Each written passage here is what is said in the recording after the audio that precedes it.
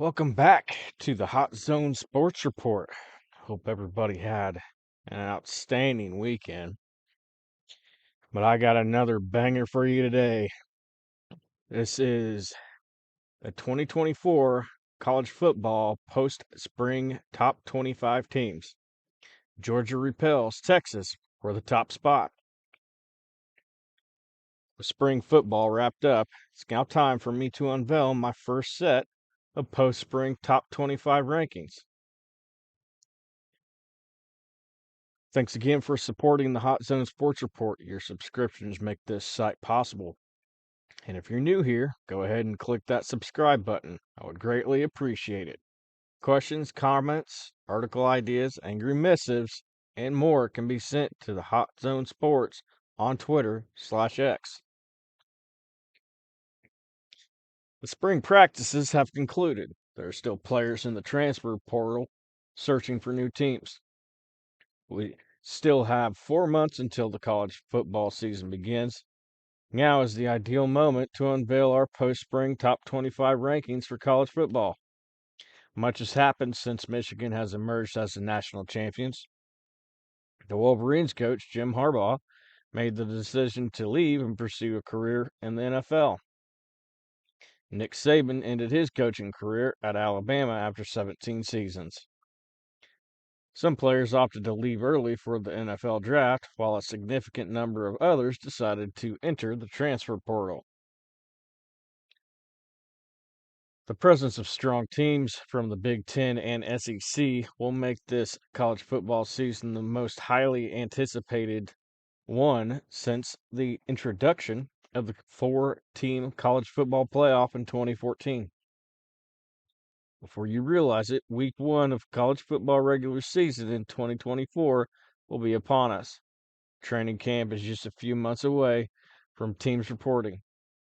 Now, without wasting any more time, let's get into our post-spring outlook as we reach the middle of the offseason. Number 1, Georgia Bulldogs. 2023 record was 13-1. The college football playoff did not include the Bulldogs.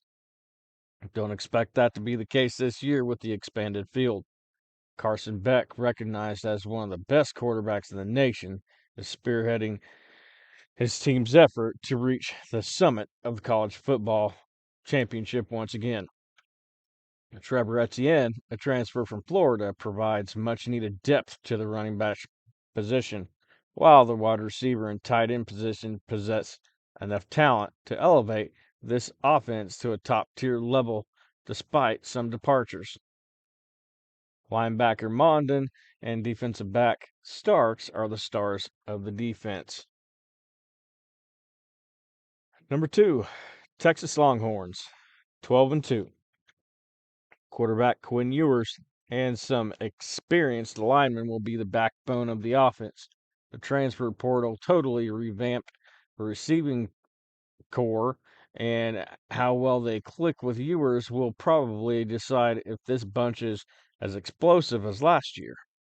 Linebacker Anthony Hill is a real deal, and the secondary has more experience, something they were lacking after the playoff loss to Washington. Texas scores a nice schedule for their SEC debut, but it's unclear how they'll handle it along with the game against Michigan. Number 3, Ohio State Buckeyes, 11-2.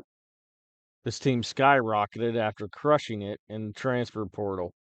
The Buckeyes got Caleb Downs from Alabama and Quinshon Judkins from Mississippi. They also got Will Howard from Kansas State to fill the gap left by Kyle McCord. When it comes to defensive linemen, Jack Sawyer and JT Chuamlao are among the most formidable pairs in the country. The defense is also bolstered by the return of linebacker Cody Simon and safety Lathan Ransom. However, is it possible for the Buckeyes to defeat Michigan? That is the question that will need to be answered. Number 4, Oregon Ducks. In contrast to the other Pac-12 teams, the Ducks won't have much experience will experience much culture shock in the Big Ten. Their physical playing style under Dan Lanning is perfectly suited for going up against Midwest teams.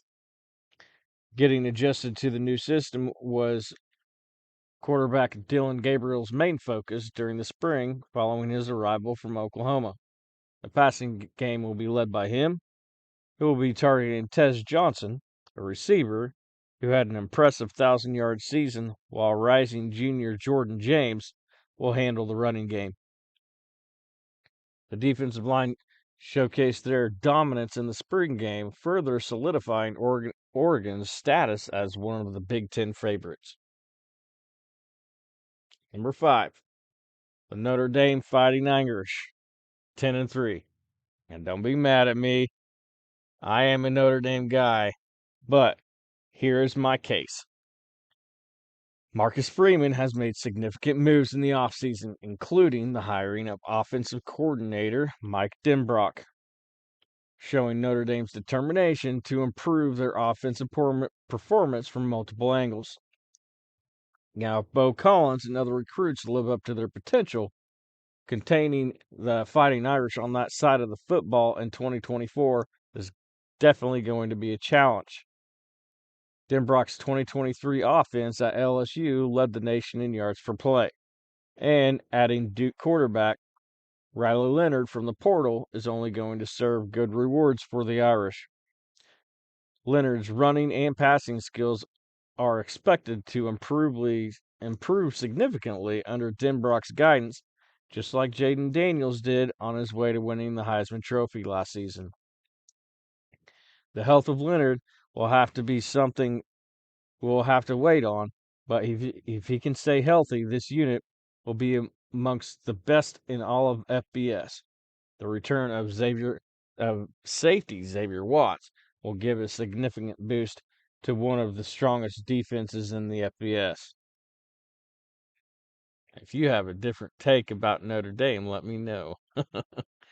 Number 6, the Ole Miss Rebels. They were 11-2 last year. The Rebels made significant investments to strengthen their roster by acquiring key players such as defensive lineman Walter Nolan from Texas A&M, Princely Umanamian from Florida, and wide receiver Antoine Wells from South Carolina. Starting his third season, quarterback Jackson Dart will lead the offense, while wide receiver Trey Harris is expected to have a standout season. This should be a team that is right in the thick of the playoff race. Number 7, Alabama Crimson Tide. They were 12-2 last season. We need to confront the obvious matter at hand. In the face of losing the most legendary coach in modern college football, how does the Crimson Tide adapt? Kalen DeBoer is a great choice for the job, especially with quarterback Jalen Milroe as the centerpiece of his offensive strategy. The top position of ball carrier will be given to running back Justice Haynes. The defense has 2 big holes at cornerback and loses other key contributors via the transfer portal and the NFL draft. The group should still be good enough to have them near the top of the polls all season long. Number 8, Missouri Tigers. They were 11-2 last season. Given the high expectations set after their 11 wins in 2023, this could either be too high or too low for the Tigers. Despite losing Cody Schrader, a Doak Walker finalist, in the backfield, the Tigers still have a significant amount of production and managed to fill the void through the portal.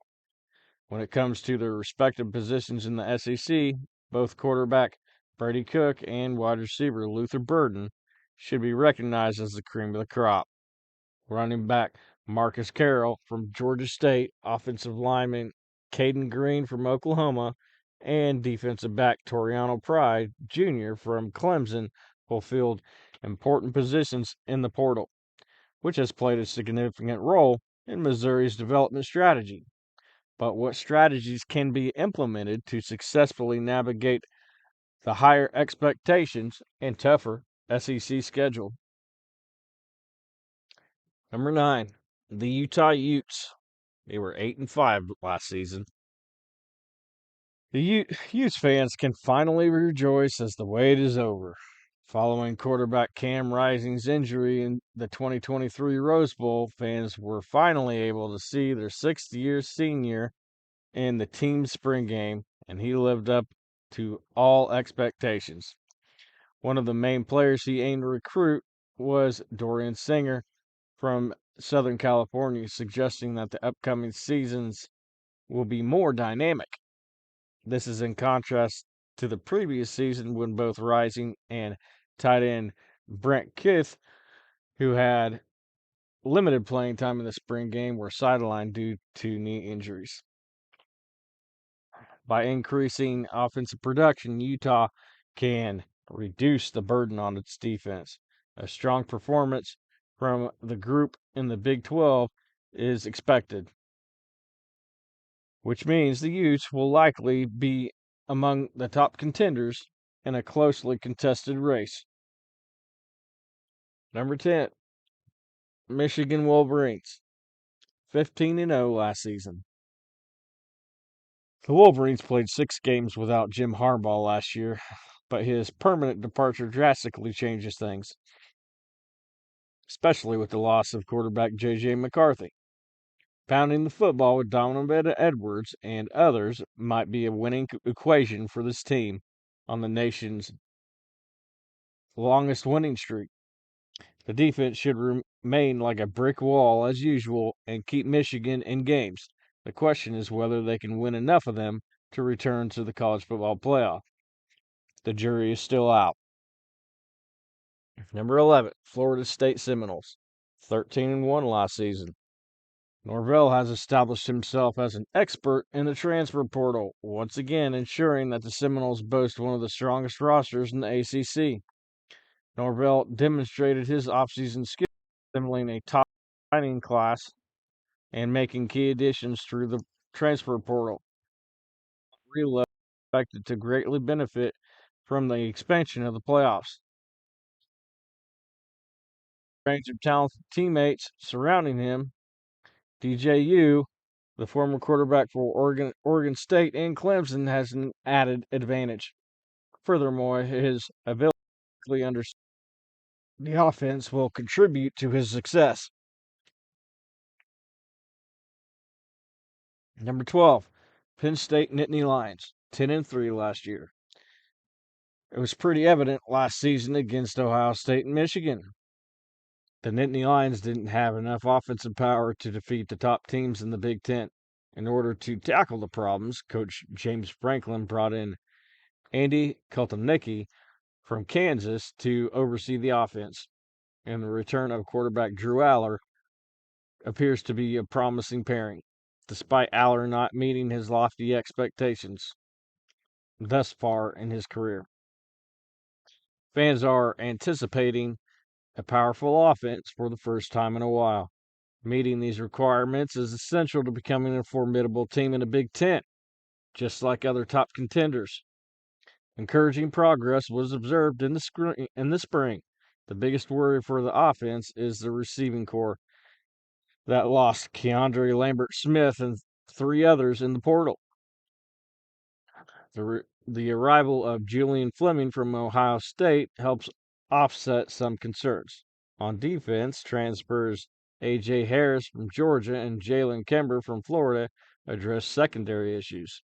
Nevertheless, this team must showcase its abilities in a demanding league schedule that has power to determine its fate.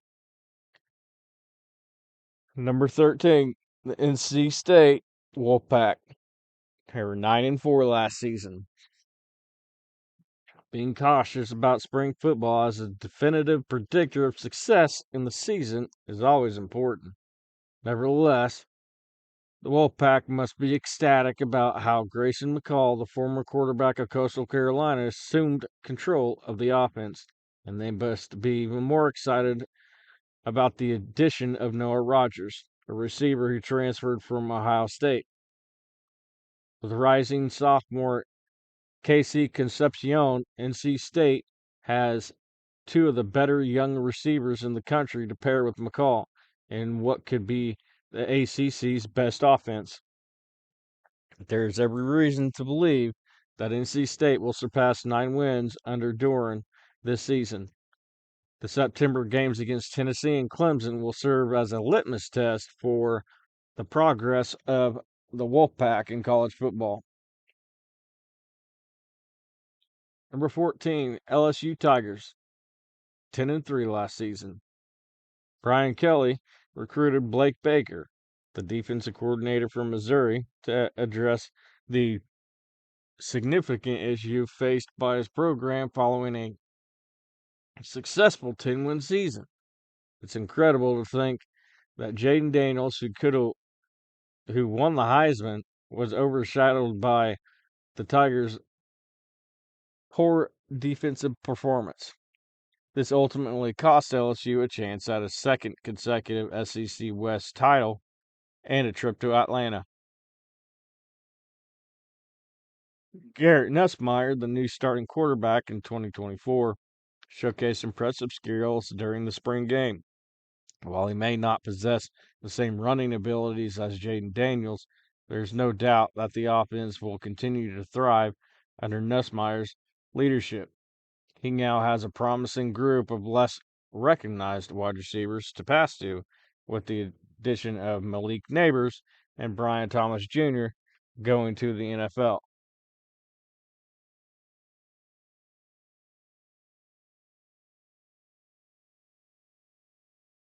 Number 15, Tennessee Volunteers. They were 9-4 last season. In terms of offense, Nico Iamaleava is leading the Vols as their quarterback, marking the beginning of a new era.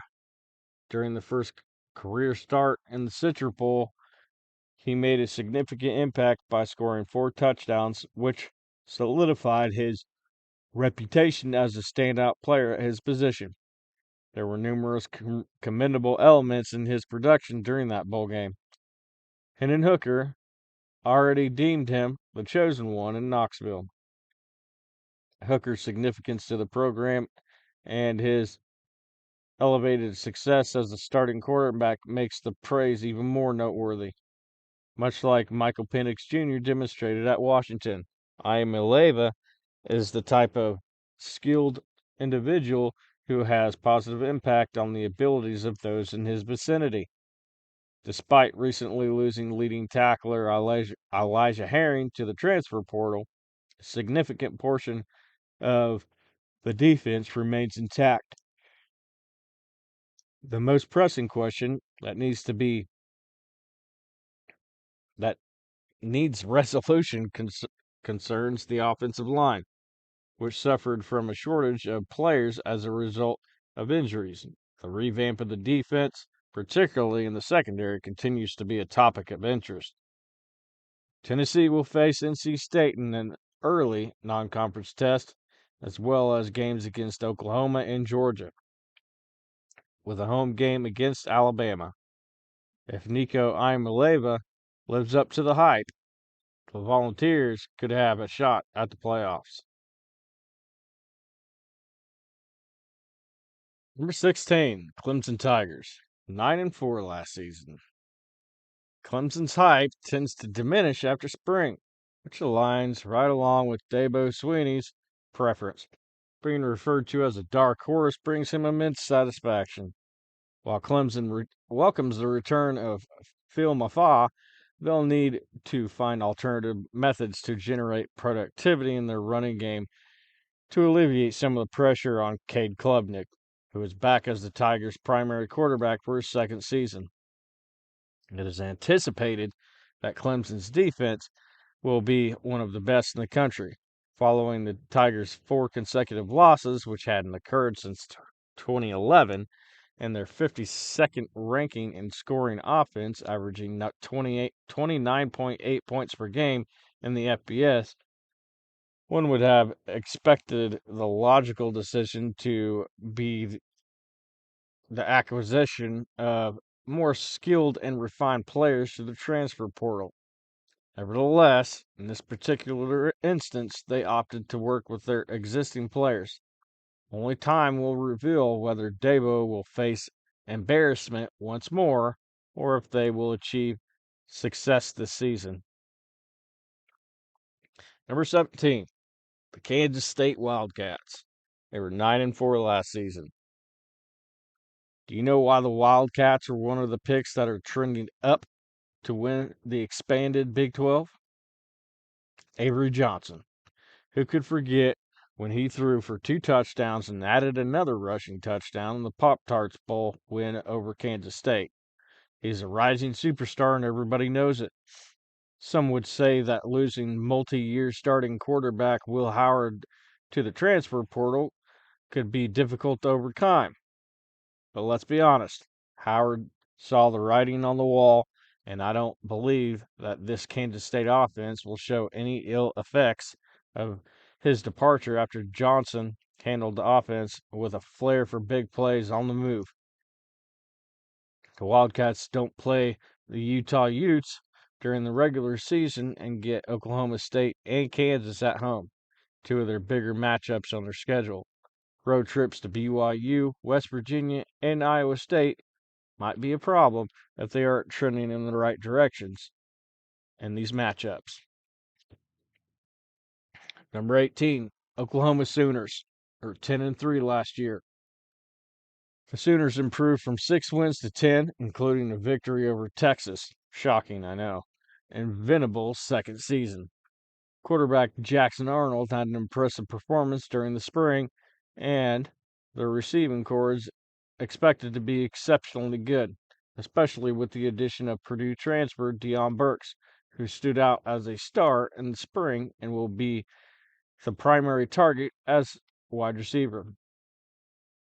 Linebacker Danny Stutzman and defensive back Billy Bowman, 2 standout players on defense, have decided to stay for another season, which will further enhance the defense's performance. The pivotal question is whether the Sooners are equipped to endure the demanding and protracted challenges of the SEC. Number 19, Oklahoma State Cowboys. They were 10-4 last season. When Alan Bowman is healthy, he has demonstrated his abilities, and now that he is back as the undisputed starting quarterback this spring, the Cowboys should avoid the slow start that hindered them last season.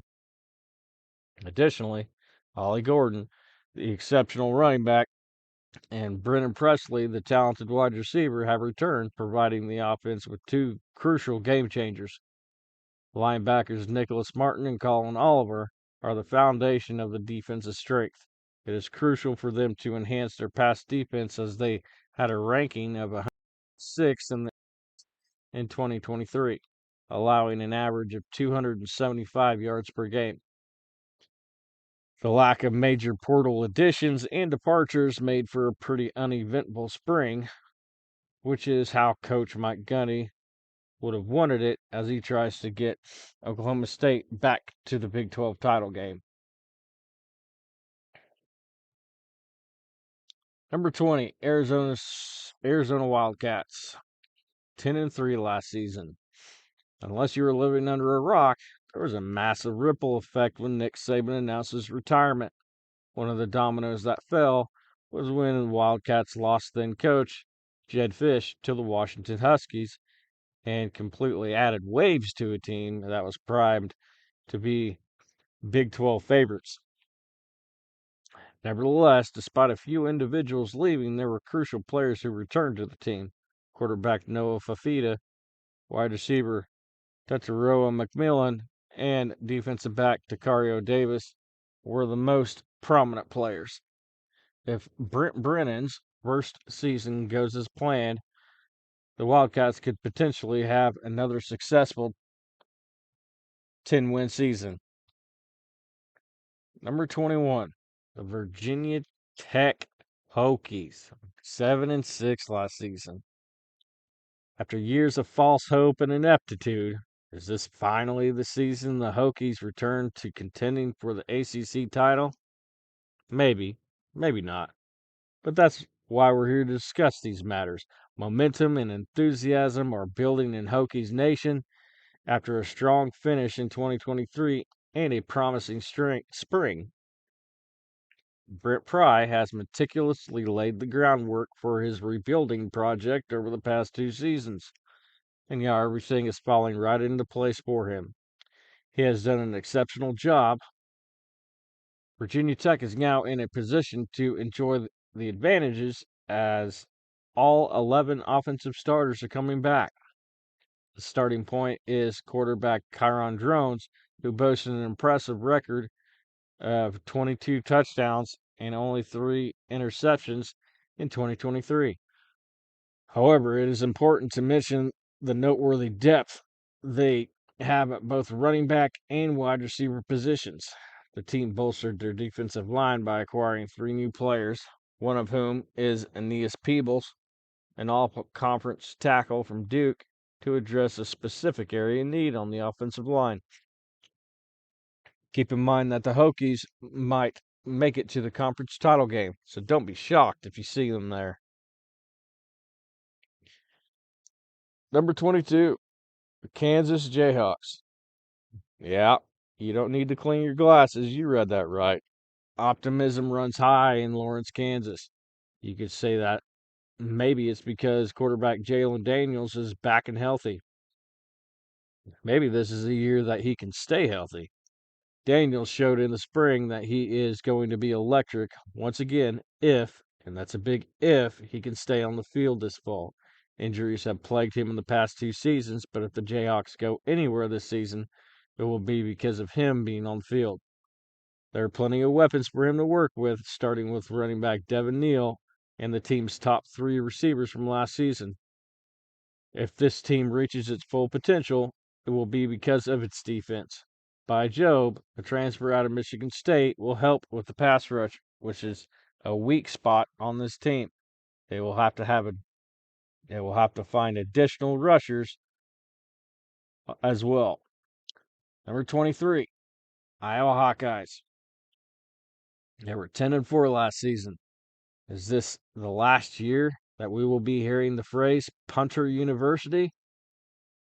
With Brian Ferentz no longer the offensive coordinator, the Hawkeyes have successfully eliminated a major controversy and improved their offense significantly compared to last season. With the appointment of former Western Michigan coach Tim Lester, the worst-ranked offense in the nation has hope for improvement. Lester's main priority will be ensuring the well-being of quarterback Cade McNamara, especially considering his significant absence from last season. McNamara had limited participation in spring practice, so it seems necessary to add a quarterback as a backup. With the defense remaining as strong as ever, it comes to no surprise that another season with 10 wins seems possible, especially considering that the potential for offensive improvement. Even a slight improvement in the offense could lead to a highly successful season, especially with a consistently strong defense that is always ranked among the top teams.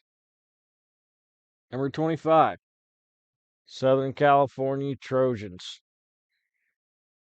They were 8-5 last season. They're also called USC. The Trojans have high hopes that the addition of new defensive coordinator D'Anton Lynn this spring will mark the beginning of a positive turnaround for their defense. It can be expected that there will be gains given Lynn's work at UCLA. The concern is the extent of the offensive setback caused by quarterback Caleb Williams' departure. Miller Moss had an impressive performance in the Holiday Bowl, earning the offensive MVP title.